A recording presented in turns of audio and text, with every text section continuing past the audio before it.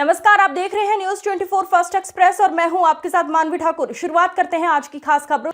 मऊ जनपद से बड़ी खबर। मऊ जनपद के अंतर्गत भीटी में नहर वाली रास्ते को लेकर जनता में मची है खलबली, जिसे नई बस्ती के नाम से जाना जाता है।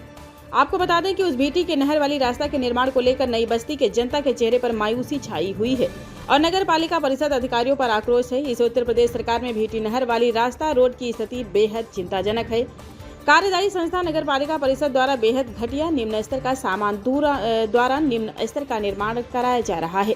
जगह जगह सड़क बना गड्ढे में तब्दील हो गई है। नाली पर बनी हुई पट्टियां इस तरह से टूटा नजर आ रहा है, जिसका वह घटिया सामग्री द्वारा लीपापोती किया जा रहा है।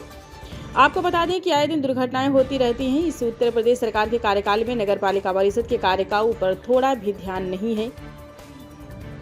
इस नगर पालिका परिषद में बार बार नई बस्ती के लोगों ने प्रार्थना पत्र देते आ रहे हैं, लेकिन नगर पालिका परिषद के अधिकारियों की आंखों पर पट्टी लगी नजर आ रही है। नगर पालिका परिषद में कई बार शिकायत किया गया, प्रार्थना पत्र भी दिया गया और प्रार्थना पत्र भी दिया गया, सभासद द्वारा बताया गया, लेकिन नगर पालिका के अधिकारियों सही सभासद भी मौन है। नगर पालिका प्रशासन इस गंभीर समस्या पर ध्यान नहीं दे रहा है, जिससे आम जनमानस में आक्रोश व्याप्त है। आपको बता दें कि इस घटना को देखते हुए हिंदू जागरण समिति द्वारा जिला सिटी मजिस्ट्रेट को पत्र भी दिया गया।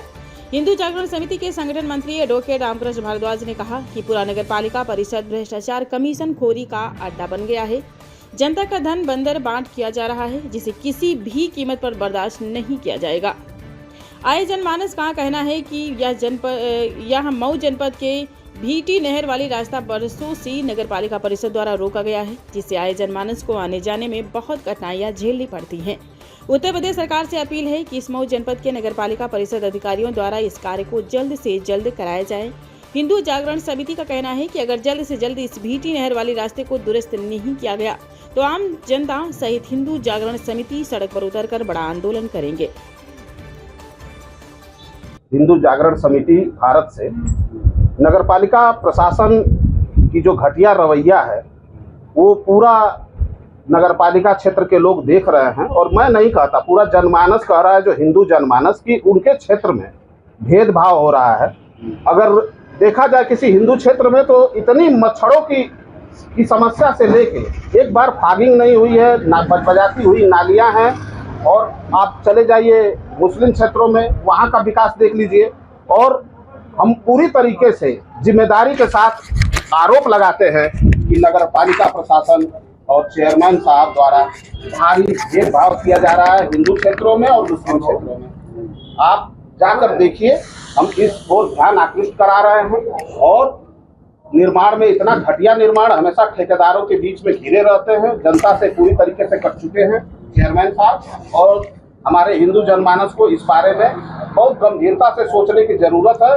हिंदू जागरण समिति भारत का इसीलिए बनी है कि जनता को आंदोलन के रूप में चीजों को सही किया जाए और समस्याओं का हल किया जाए। दीजिए। मेरा नाम श्याम सुंदर वर्मा है जी। मैं नई बस्ती भीटी के नहर वाले रोड पर रहता हूँ। ये पिछले नवंबर महीने में इस नाले को बनाने का काम शुरू हो रहा था जी। तब से काम कुछ आधा अधूरा हुआ है। तो देखा जा रहा है ये तो एक साल हो गया लगभग ये कार्य इसी तरह से अधूरा पड़ा हुआ है। तो क्या यहाँ प्रशासन, ये नगर पालिका के अधिकारी क्या इस पर मौन है? क्या नगर पालिका के अधिकारी बिल्कुल ही मौन है, ये कुछ करना ही नहीं चाहते हैं नगर पालिका के अधिकारी।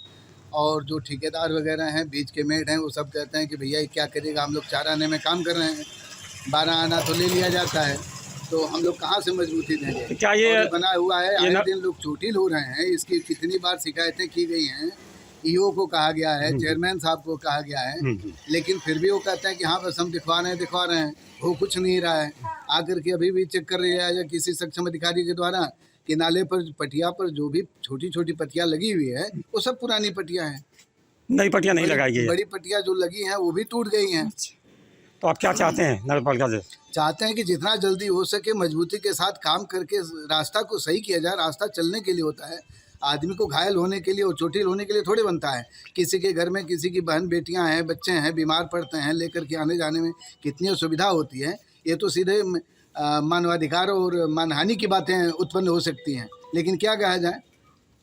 दीजिए सर। वीरेंद्र कुमार पासवान, हम यहीं के रहने वाले हैं जी।